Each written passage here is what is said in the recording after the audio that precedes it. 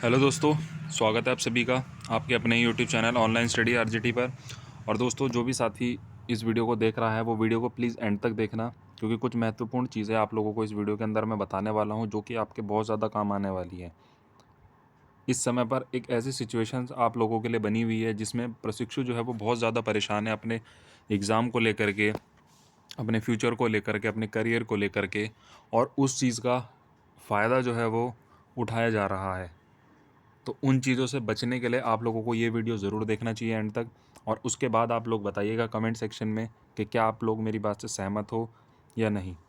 ठीक है दोस्तों, तो वीडियो को स्टार्ट करते हैं। सबसे पहली चीज़ तो डीएलएड के प्रशिक्षुओं को जो भ्रमित करने का काम किया जा रहा है, उस चीज़ को मैं आप लोगों को बताना चाहता हूँ कि आप लोगों को भ्रमित किया जा रहा है हर एक चीज़ को लेकर के, हर एक अपडेट को लेकर के।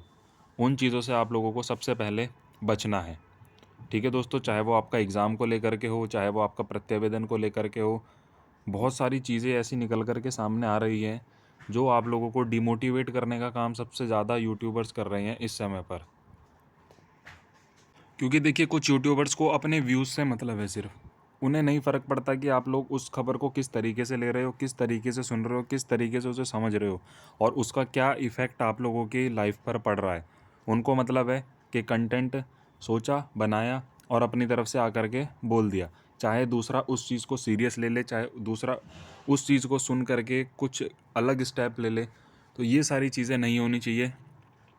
तो आप लोगों को ये सारी चीज़ें समझनी पड़ेंगी, हर एक प्रशिक्षु को, कि क्या आप लोगों को सारी चीज़ें बताई जा रही हैं, क्या वो सही हैं आप लोगों के लिए। आप लोग प्रूफ के साथ सारी चीज़ें देखा कीजिए।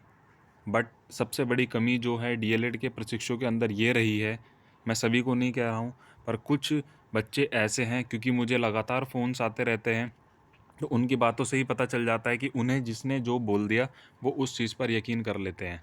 किसी ने अगर उन्हें ये बोल दिया है कि आप लोगों का बैक लग गया, आप लोगों का दोबारा पेपर नहीं होगा, तो वो यही चीज़ मान लेते हैं। फ़ोन करके पूछते हैं कि सर, उस चैनल ने मुझे ये बताया था, उस चैनल वाले ने ये पैसे मांगे थे कि आपको पास करा दूंगा, उस चैनल वाले ने ये चीज़ बताई थी, उसने ये वाला प्रत्यावेदन भरने के लिए कहा था कि इस तरीके से दो, उसने ये बोला, उसने वो बोला। तो इस तरीके के बहुत सारे फ़ोन्स मेरे पास आते हैं।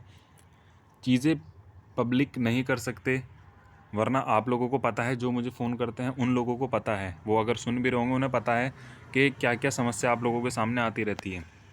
ठीक है, अभी देखिए, सबसे पहली चीज़ तो आप लोगों के एग्ज़ाम वगैरह को लेकर के वो मैं सारी चीज़ें बता देता हूँ कि एग्ज़ाम का अभी कोई डिसाइड नहीं है।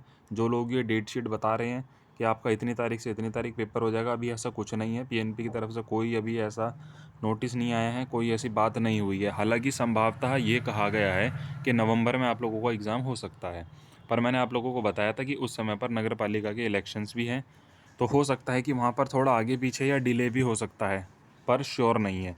ठीक है, तो वो चीज़ ध्यान में रखिएगा आप लोग। दूसरी चीज़ ये है कि आप लोगों ने जिन्होंने प्रत्यावेदन दिया है, देखिए, लास्ट ऑप्शन आपके पास प्रत्यावेदन ही होता है। जो लोग ये बोल रहे हैं कि प्रत्यावेदन देने से कुछ नहीं होगा, आप लोगों को एग्ज़ाम नहीं होगा, तो मैं आप लोगों को बता देता हूँ। ऐसे ही बहुत बच्चे ऐसे हैं जो 17 बैच के हैं, और उन 17 बैच के बच्चों का 2022 में क्लियर हुआ है। वो 3-3 4-4 बार प्रत्यावेदन दे चुके हैं, तीसरी से चौथी बारी में उनका नंबर आया है। अगर कोई ऐसा साथी वीडियो देख रहा है तो वो कमेंट करके ज़रूर बताना, क्योंकि मेरे कॉन्टैक्ट में तो नहीं है। मुझे बीच में मैसेजेस आए थे कुछ के, अब नंबर मेरा मिसिंग हो गया है, वरना मैं आप लोगों को बता देता सारी चीज़ें। तो उन्होंने खुद बताया था कि सर, मुझे हम थर्ड टाइम में जो है वो मेरा नंबर आया है। मेरी एक फ्रेंड है, उसका तो सेकंड टाइम में ही नंबर आ गया था, यानी कि उसका बैक लगा, उसने जैसे ही प्रत्यावेदन दिया, उसका पहली बारी में ही उसका नंबर आ गया, फोर्थ चांस उसको मिल गया।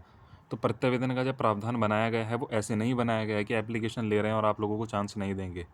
देखिए, लेट दे सकते हैं, पर चांस आप लोगों को ज़रूर मिलेगा जिनकी एक बैक है।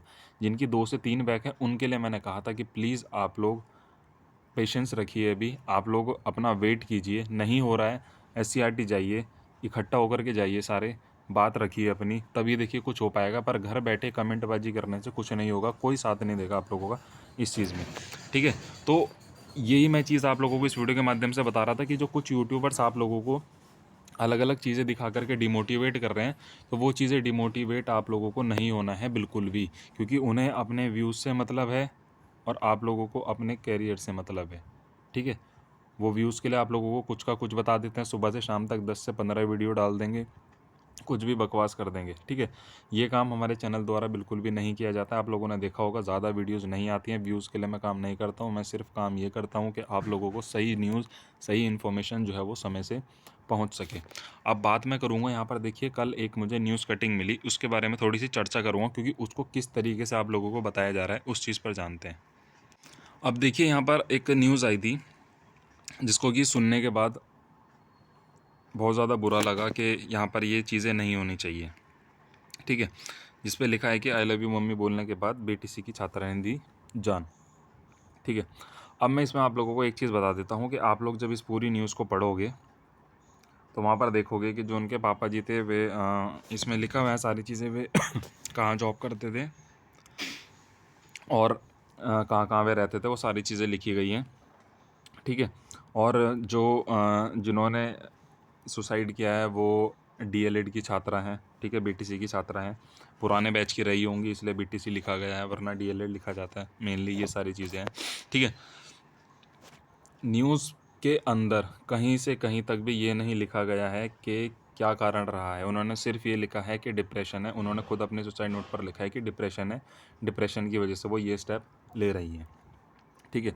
अब इसमें यूट्यूबर्स ये चीज़ें डाल डाल के दिखा रहे हैं कि वो डीएलएड में बैक्स लग जाती हैं, डीएलएड की बैक लग जाती हैं, इसलिए वे डिप्रेशन में थी, बैक क्लियर नहीं हो रही है, या फिर शिक्षक भर्ती नहीं आ रही है इसलिए वे डिप्रेशन में थी, या फिर अन्य कारण जो है वो बताए जा रहे हैं अपनी अपनी तरफ से, ठीक है, कि ये सारी चीज़ें जो हैं इस चीज़ के लिए वो डिप्रेशन में थी।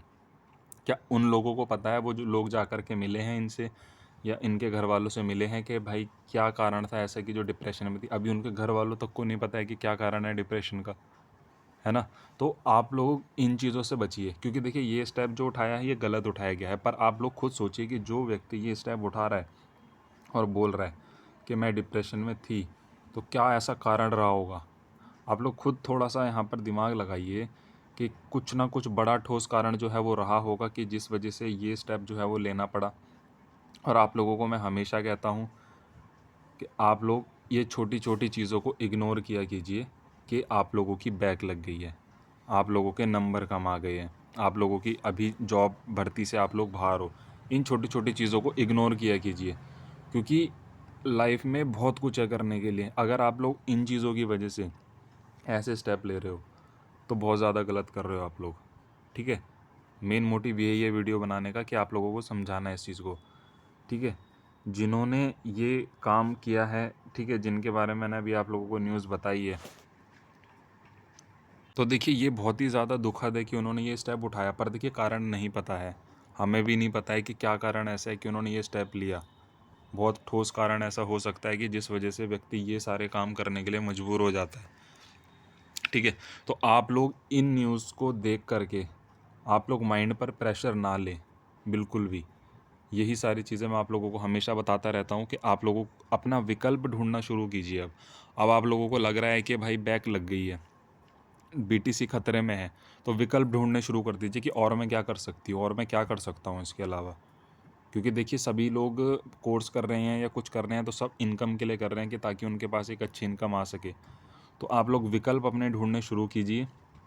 और बीटीसी चल रहा है, बीटीसी भी साइड में आप लोगों का चलता रहेगा, कोई दिक्कत नहीं है। थोड़ा लेट चल रहा है, कोई दिक्कत नहीं, पर इससे पहले समय वेस्ट ना करके आप लोग अपने लिए विकल्प ढूंढ लीजिए कि चलिए मैं इस फील्ड में थोड़ा सा आगे काम कर लेता हूँ कि ताकि मेरा कुछ अर्निंग का सोर्स जो है वो जनरेट होना शुरू हो जाए, ठीक है दोस्तों। तो ये सारी चीज़ें हैं, तो इन चीज़ों को आप लोग समझ करके चलिए, ठीक है।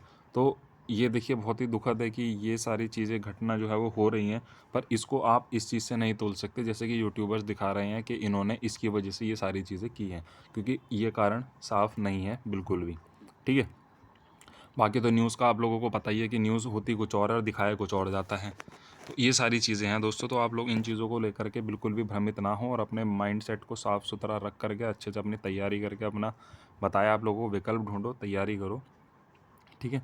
और जाते जाते आप लोगों से लास्ट में कहूँगा कि एक टेक चैनल जो है वो स्टार्ट किया है, तो आप लोग का सपोर्ट बहुत ज़्यादा ज़रूरी है। लिंक डिस्क्रिप्शन में है, उस वीडियो को जा कर के देखिएगा, चैनल को सब्सक्राइब कीजिएगा, ठीक है दोस्तों। तो ये सारी चीज़ें हैं दोस्तों, तो आप लोग भी थोड़ा सा सपोर्ट कीजिए एक दूसरे का, ग्रुप्स में आप लोग जुड़े हुए हो और मोटिवेट कीजिए, डिमोटिवेट ना होइए बिल्कुल भी। जैसे भी आगे जो जो चीज़ें चलती रहेंगी वो आप लोगों को अपडेट मिलती रहेंगी, चलिए, थैंक यू।